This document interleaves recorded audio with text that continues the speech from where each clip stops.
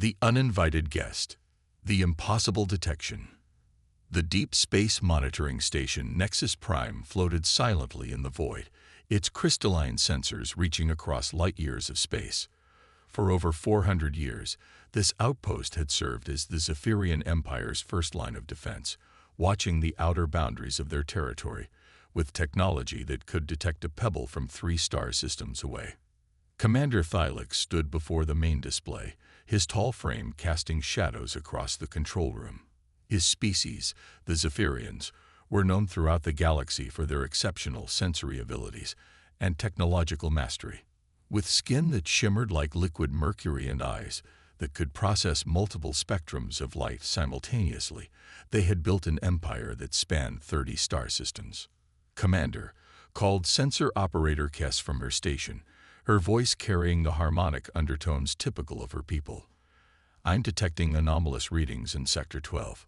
Thylix turned, his silver eyes focusing on the young officer. Kess was one of their most talented operators, gifted with an almost supernatural ability to interpret sensor data. If she was concerned, there was good reason.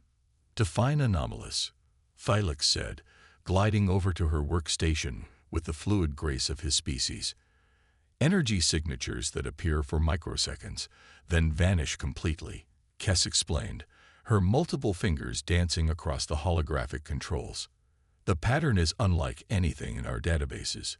It's as if something is deliberately masking its presence." The commander studied the readings, his mind racing through possibilities. The Zephyrian Empire had encountered dozens of species during their expansion across the galaxy. Their databases contained detailed information about every known form of technology, propulsion system, and stealth capability. What Kess was showing him matched none of them. Could it be a sensor malfunction?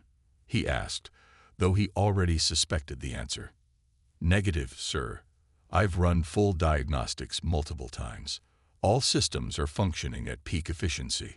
Kess paused, then added quietly, "Commander, based on the energy displacement patterns, whatever is out there is massive. At least 3 kilometers in length." A chill ran through Thylix's crystalline spine. 3 kilometers would make this object larger than anything in the Imperial fleet. The largest Zephyrian battlecruiser was barely half that size, and it had taken their entire shipbuilding industry 7 years to complete. The Empire awakens. Within minutes, alarms were sounding throughout the monitoring station. Thylix activated emergency protocols that hadn't been used in over a century. Across the Zephyrian Empire, military commanders received urgent transmissions that would change everything they thought they knew about their place in the galaxy. Admiral Zorek materialized as a hologram in the command center, his ancient features twisted with disbelief. He was a veteran of the Corvani Wars, the last major conflict the Empire had faced, and had never encountered anything that challenged Zephyrian technological superiority. "This is impossible," Zorek declared, his voice carrying the authority of centuries of military service. "Our sensors are the finest in the galaxy. Nothing could approach our territory without being detected days in advance." "Sir, I'm transmitting the full sensor logs now," Thylix replied. "Whatever this is, it's using technology we don't understand." As the data streamed to Fleet Command, the Admiral's expression shifted from skepticism to alarm. The reading showed an object of incredible size moving through space with impossible stealth capabilities. More disturbing still, it was heading directly toward the heart of the Empire. "Alert all fleets," Zorek commanded. "I want every available ship converging on the projected intercept coordinates. If this is some kind of invasion force, they'll find the Zephyrian Empire ready for war." The fleet response. Across 30 star systems, the Imperial Navy sprang into action. Sleek, crystalline warships that had dominated the galaxy for centuries powered up their engines and set course for the outer territories. The sight was magnificent and terrifying. Hundreds of vessels, each one a masterwork of Zephyrian engineering, moved through space like living jewels. At the head of the fleet, Admiral Zorek's flagship, the Starpiercer, cut through hyperspace with deadly grace. The massive dreadnought carried enough firepower to crack a moon. and its crew was composed of the Empire's finest warriors and technicians. "Admiral," reported the ship's tactical officer, "we're detecting massive gravitational distortions along the shipping lanes. Whatever that thing is, it's affecting space itself." Zorak studied the tactical displays with growing unease. The mysterious object was still approaching, and despite having the largest fleet mobilization in Imperial history converging on its position, he felt a creeping sense that they were unprepared for what was coming. Meanwhile, far beyond the range of even the most advanced Zephyrian sensors, the UHS at Retribution glided through space like a shadow given form. The human vessel was indeed massive, stretching over 3 kilometers from bow to stern, its dark hull seeming to absorb light rather than reflect it. The human perspective. Captain Alina Cross stood on the bridge of humanity's most advanced warship, her steel-gray eyes fixed on the tactical display, showing the Zephyrian fleet movements ahead. She was a woman of average height with short-cropped auburn hair and the kind of steady presence that inspired absolute confidence in her crew. "Stealth systems holding steady, Captain," reported Lieutenant Commander Sarah Kim from the engineering station. "The quantum distortion field is cycling perfectly. Their sensors are catching glimpses of us, but they can't get a clear reading." Cross nodded approvingly. The technology that made their mission possible was the result of humanity's greatest scientific achievement. While the galaxy's established powers had grown complacent with their dominance, humanity had been watching, learning, and innovating in secret for over 50 years. "Navigation. What's our ETA to the capital system?" Cross asked.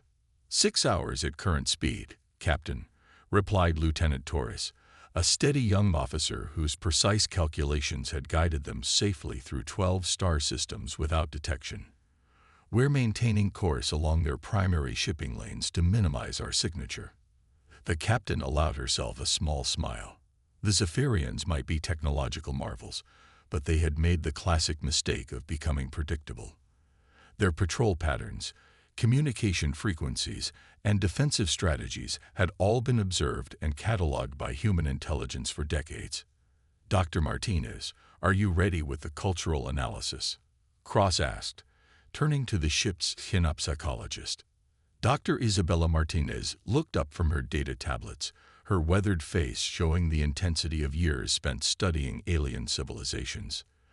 "The Zephyrians are an extremely proud species, Captain. They've never encountered a civilization that could match their technology. This encounter will be psychologically challenging for them." The revelation. Back on Nexus Prime, panic was spreading through the ranks. The mysterious readings were becoming stronger and more frequent, and Commander Thylix found himself facing the unthinkable possibility that something was approaching their territory that they couldn't properly detect or understand. "Sir," Kess called out, her voice tight with excitement and fear, "I'm getting much clearer readings now. The object is definitely artificial. And it's beautiful." Thylix moved to her station, studying the enhanced sensor data. What he saw challenged everything he thought he knew about galactic civilization. The vessel was enormous, yes, but it was also elegant in a way that spoke of a completely different design philosophy. Where Zephyrian ships were crystalline and flowing, this craft was angular and purposeful, every line suggesting function over form. "Commander," breathed another operator, "it's dropping out of stealth." On the main display, space itself seemed to ripple and part like a curtain. What emerged was a sight that would be burned into Zephyrian memory for generations to come. The human dreadnought Retribution appeared in full view, its massive bulk dwarfing even their largest capital ships. The bridge of Nexus Prime fell into stunned silence. Every officer stared at the display, trying to process what they were seeing. This wasn't just a ship.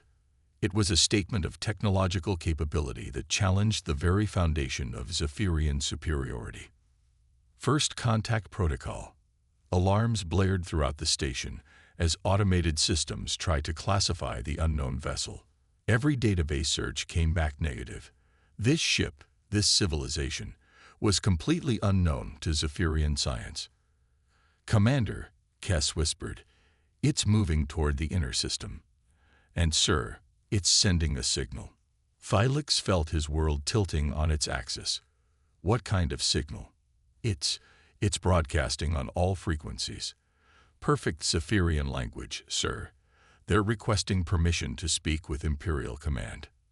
The words hit the command center like a physical blow. Not only did this unknown civilization possess technology that surpassed their own, but they had somehow learned their language and understood their communication protocols. As the message played through the station's speakers, every Zephyrian present felt a chill of recognition and fear.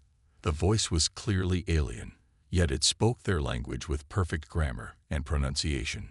Greetings, Zephyrian Empire. I am Captain Alina Cross of the United Human Starfleet. We come not as conquerors, but as neighbors who have watched your civilization with great interest. We request an audience with your leadership to discuss matters of mutual benefit. Commander Thylix stared at the display showing the massive human vessel, his mind struggling to process the implications. Humanity, a completely unknown species that had somehow achieved technological superiority while remaining completely hidden from Zephyrian detection networks. As emergency signals flashed across the Empire and fleets converged on their position, one question echoed through every Zephyrian mind. Who were these humans, and what did they want? The message that changed everything. The broadcast. Emperor Vaxen stood in the crystal chamber at the heart of the Imperial Palace, surrounded by his most trusted advisors. For 8 centuries, his family had ruled the Zephyrian Empire, guiding it through expansion, prosperity, and technological advancement. Never in all that time had they faced a situation like this. The holographic display showed the human vessel hanging in space like a dark omen, its presence alone challenging everything the Empire believed about their place in the galaxy. Around him, generals and scientists argued in heated whispers, their harmonic voices creating a discord that matched the chaos in his mind. "Your Majesty," Admiral Zorek said, his image transmitted from the bridge of his flagship. "My fleet is in position. We can destroy this vessel before it poses a threat to the inner systems." "And if we fail?" asked Dr. Thylix, the Empire's chief scientist. "Our preliminary analysis suggests their technology is significantly more advanced than our own. An attack might be inadvisable." Before the Emperor could respond, the human ship began broadcasting again. This time, the message was directed not just to the monitoring stations, but to every communication device throughout the Empire. Billions of Zephyrians heard the alien voice speaking their language with impossible fluency. "People of the Zephyrian Empire," Captain Cross's voice resonated through space. "We understand that our presence has caused alarm. This was never our intention. For 53 years, humanity has observed your civilization from afar, learning about your culture, your achievements, and your struggles." The revelation sent shockwaves through the Empire. 53 years of secret observation meant that these humans had been watching during the Corvini Wars, during the Great Expansion, during every major event in recent Zephyrian history. "We have seen your kindness to refugees from the Andorian collapse," the human captain continued. "We have witnessed your technological marvels and your dedication to scientific advancement. We have observed a civilization worthy of respect, and we hope friendship." The demonstration. Emperor Vaxen raised his hand for silence, his silver eyes fixed on the display. "What do they want?" he asked, though his question was directed more to the universe than to his advisors. As if in response to his words, the human ship began to move. What happened next would be debated in Zephyrian academies for generations to come. The massive vessel seemed to fold in on itself, its 3-kilometer length compressing into a sphere of brilliant energy. Then, in an instant, it reappeared simultaneously at 3 different locations around the system, each image solid and apparently real. "Impossible," breathed Dr. Thylix. "Our physics models don't allow for that kind of spatial manipulation." One of the human ships approached an asteroid belt that had been troubling Zephyrian miners for decades. Dangerous solar storms made the region nearly impossible to navigate safely. forcing the Empire to abandon valuable mineral resources. The human vessel extended what appeared to be a field of energy around the entire asteroid field. Within minutes, the chaotic gravitational forces that had made the region so dangerous were stabilized, the asteroids organizing themselves into orderly orbits that would allow safe mining operations. "They're not showing off," realized Dr. Silex with growing amazement. "They're solving one of our problems." The cultural exchange. As the human ships converged back into a single vessel, a new transmission began. This time, it included visual elements that showed the interior of their ship. The Zephyrians were surprised to see that humans looked remarkably similar to their own species, though lacking the metallic skin and multiple sensory organs that marked Zephyrian physiology. Captain Cross appeared on screen, flanked by what were obviously her senior officers. Behind them, the bridge of their vessel was visible, showing technology that seemed both familiar and impossibly advanced. "We know that trust must be earned," Captain Cross said, her expression serious but not threatening. "We offer to share our knowledge of gravitational manipulation, quantum computing, and medical techniques that could extend Zephyrian lifespans by centuries." The offer sent ripples of excitement through the scientific community. The medical advances alone would revolutionize Zephyrian society. In return, the human captain continued, "We ask only for friendship and the opportunity to establish cultural exchange programs. Humanity is young compared to your ancient civilization. We have much to learn from your wisdom and experience." Dr. Martinez appeared beside Captain Cross, her elderly features kind but intelligent. "We have studied your history, your art, your philosophy," she said in perfectly accented Zephyrian. "Your concept of harmonic balance has influenced human thinking for decades. We hope to learn more." The Imperial Dilemma.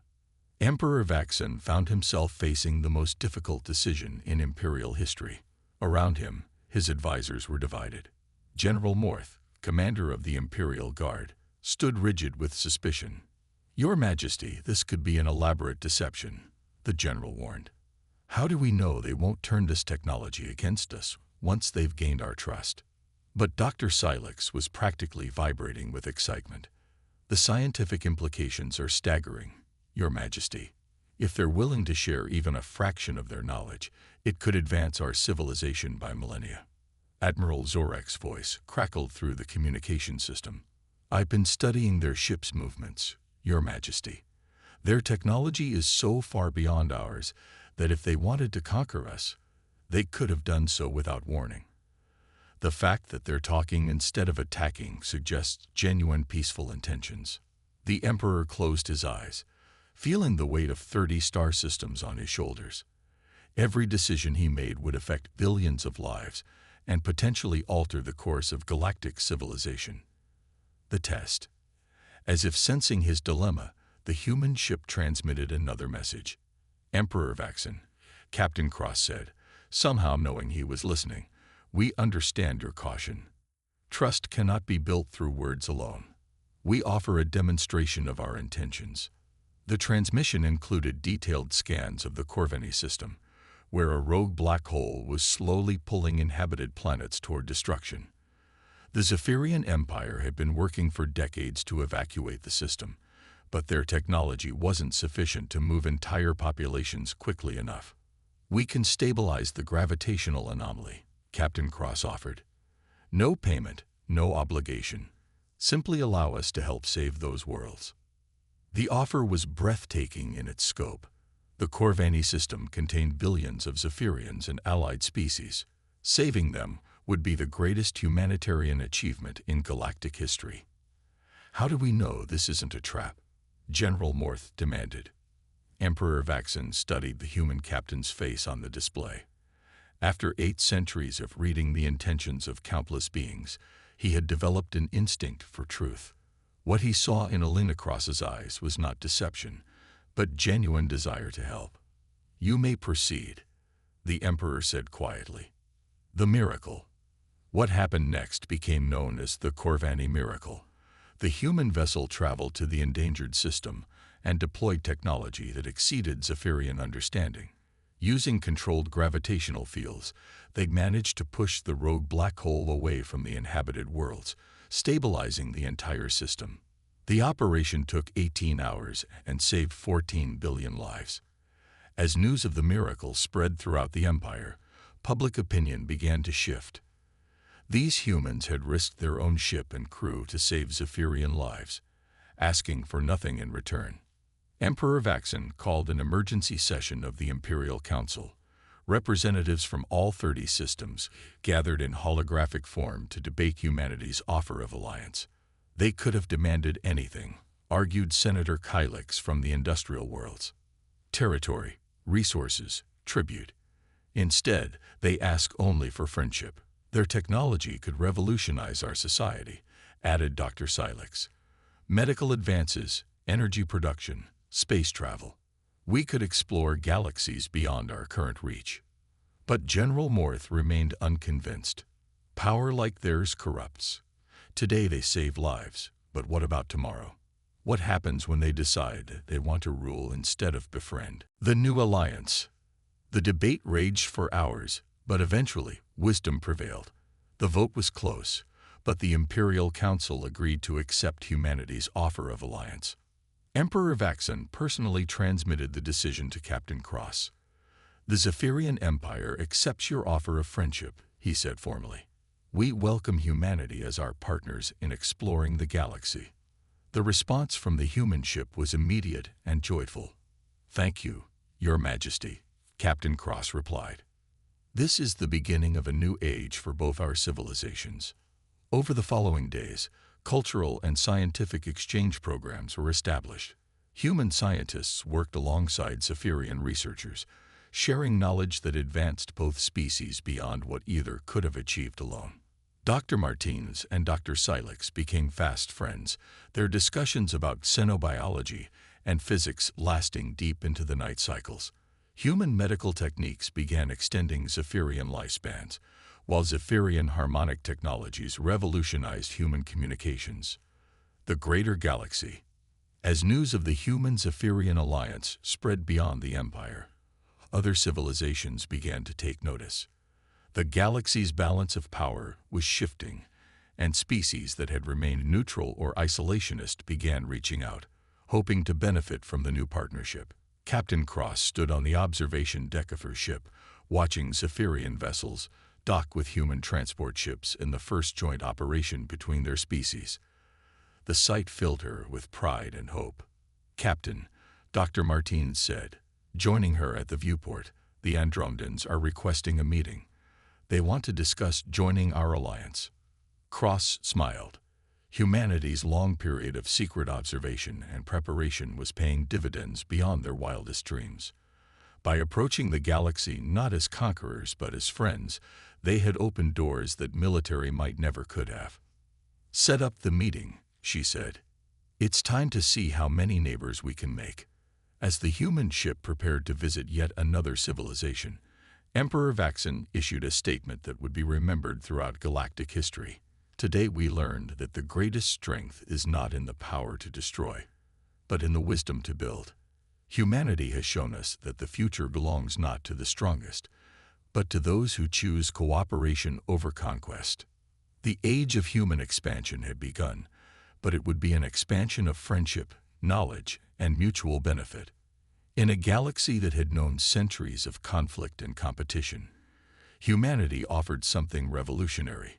Genuine partnership, and across 30 star systems, billions of beings looked up at the stars with new hope, knowing that somewhere out there, new friends were waiting to be discovered.